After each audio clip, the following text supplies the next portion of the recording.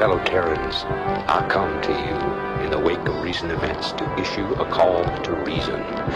We have seen our homes and villages destroyed by the calculated blows of the PROtoss. We have seen firsthand our friends and loved ones consumed by the nightmare Zerg. The time has come, my fellow Terrans, to rally to a new banner. And let no man consort with alien powers, and to all the enemies of humanity seek not to bar our way, for we shall win through, no matter the cost.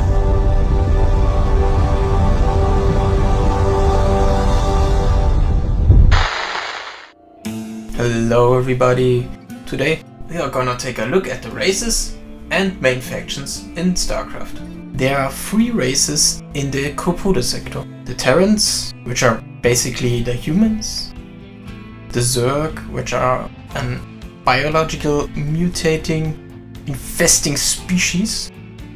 And the PROtoss, which are highly advanced, psionic, humanoid species, native to the planet of Io. So, first off, we're gonna take a look at the Terrans and why they don't call themselves the humans. Because in the lore of Starcraft there are humans and there's even an Earth. In the year 2229, the United Powers League, which is basically a form of United Nations, unified humanity, encompassed and controlled close to 93% of Earth's population. Only a few volatile countries in South America remained outside, but they did so with much force. They often resorted to fascist police actions to maintain the public order. They went through great lengths to eradicate the last vestiges of racial separatism and designated English as the common language of Earth. But they also officially banned religions.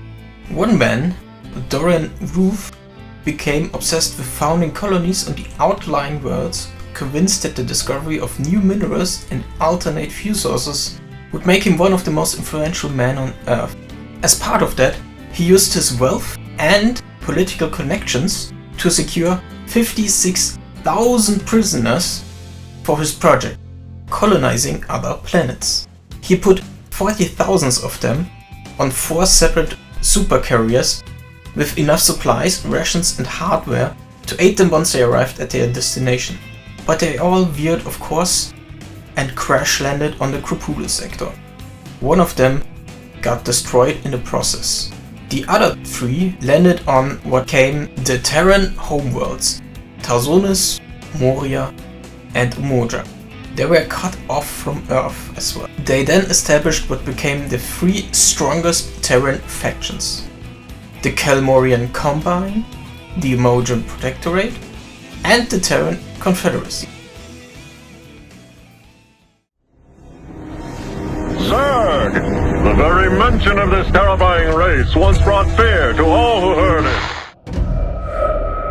In the end of the year 2499, on the planet of Chowsara, in the Zara system, a tide of ravenous creatures infested the planet, which prompted an unknown alien species, now known as PROtoss, to cleanse the planet of all life, including Terrans, via orbital bombardment, which kicked off the events of the Great War, also known as Starcraft 1.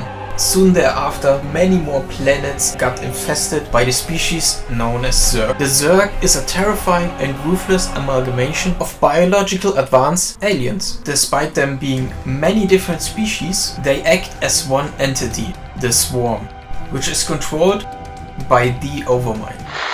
The Overmind itself, an enormous living brain-like entity, dictates control of all the myriad Zerg forces. They are capable of assimilating other species into their genetic code and reproducing them or altering their genetic information, which they prominently display by infesting Terrans and using them for their own will. One of these Terrans got turned into the Zerg's greatest weapon for the Overmind, known as the Queen of Blades. At the end of the Great War, the Overmind infected the planet of Io himself and died in the process, which led to the events of the Blood War, in which the Queen of Blades attained complete control over the swarm.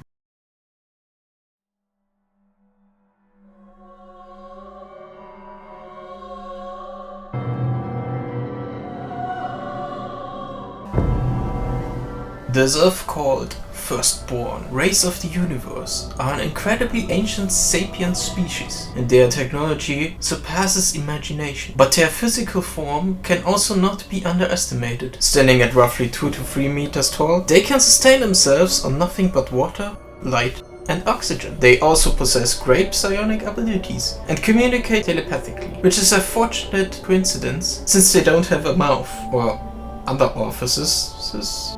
They once lived together with their gods on their home planet of Ayur, but they grew wary of them and eventually attacked them, killing hundreds. They fell into a civil war known as the Aeon of Strife until the great Khas opened their minds to one another and connected them via a psionic link called the Kahlai.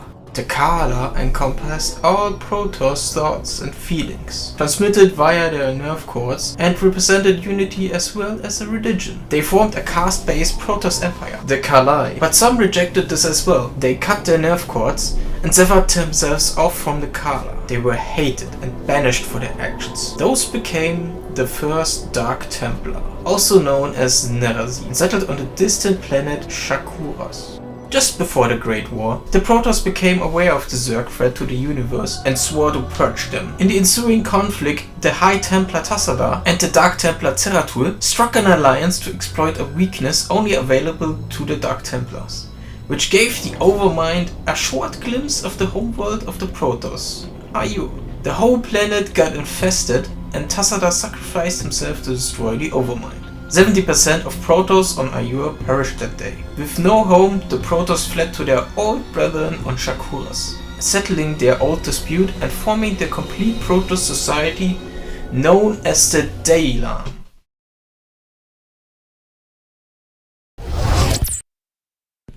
That was a lot.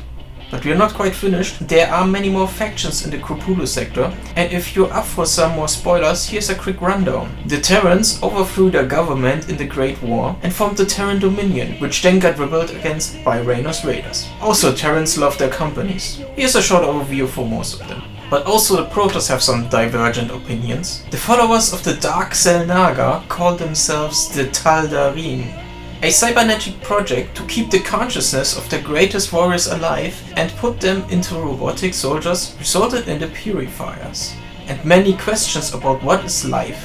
Speaking of life, the Zergs find their primal ancestors, which gladly join the hunt, if there is enough essence to collect, of course. And the Terrans who got infected have their own form of society, within the swarm, of course. Hey!